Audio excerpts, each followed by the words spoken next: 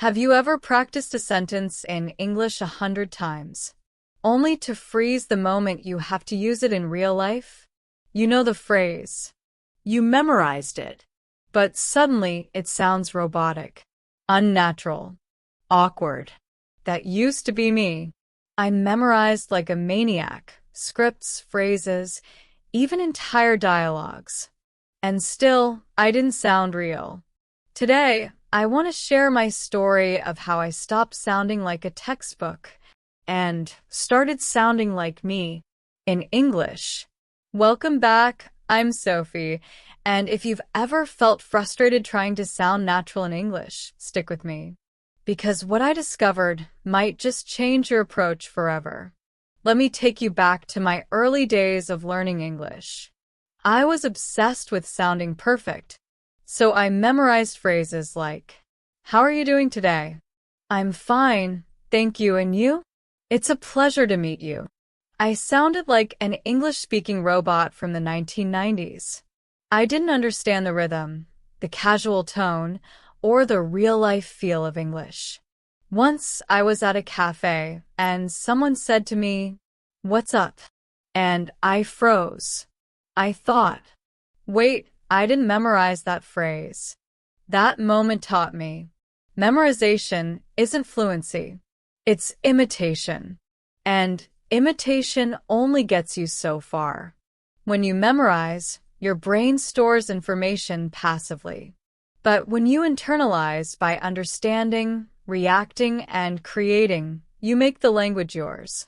A 2016 study from the Journal of Second Language Teaching and Learning showed that learners who engage in active, creative language use, like storytelling, self-talk, or improvisation, retain fluency faster and more naturally than those who only memorize.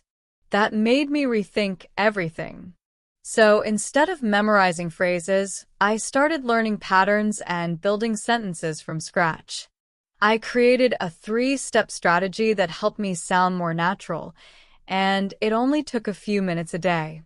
1. I started with sentence stems instead of full phrases.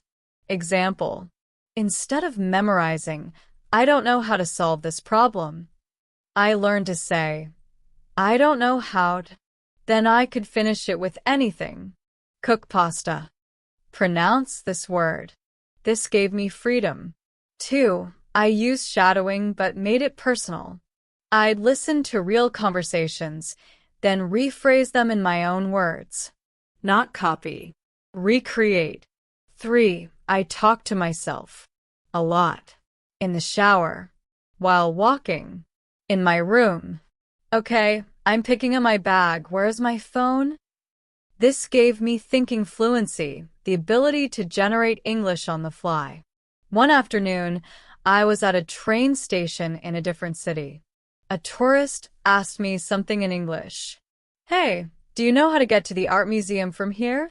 I didn't freeze. I didn't dig into my brain for a memorized answer. I just spoke. "Yeah, go straight for about 5 minutes, then take a left. It's next to the big red building." It was casual. It was natural. It was me. And I remember thinking, wow. I didn't remember that sentence. I created it. That was the moment I realized fluency is freedom. And freedom comes from confidence, not memorization. Linguists often talk about chunking, the idea that native speakers use patterns, not perfect grammar rules. According to Dr. Paul Nation, fluent language use involves chunks like, "I guess so. You know what I mean? Let me see." These aren't full, memorized phrases.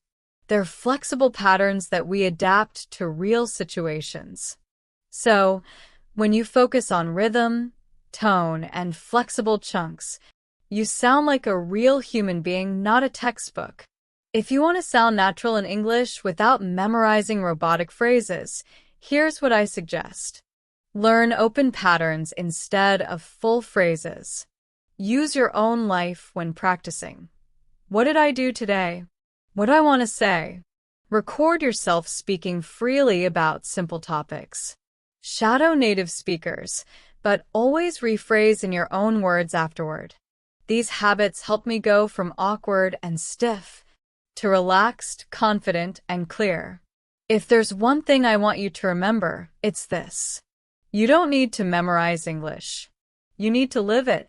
Speak with your voice. Talk about your life. The most natural English you'll ever speak is the English that comes from you. Thank you for spending this time with me. If this story helped you, leave a comment, hit like, and share it with someone who's stuck memorizing phrases instead of building fluency. And remember, your voice matters. Don't just repeat English. Create it.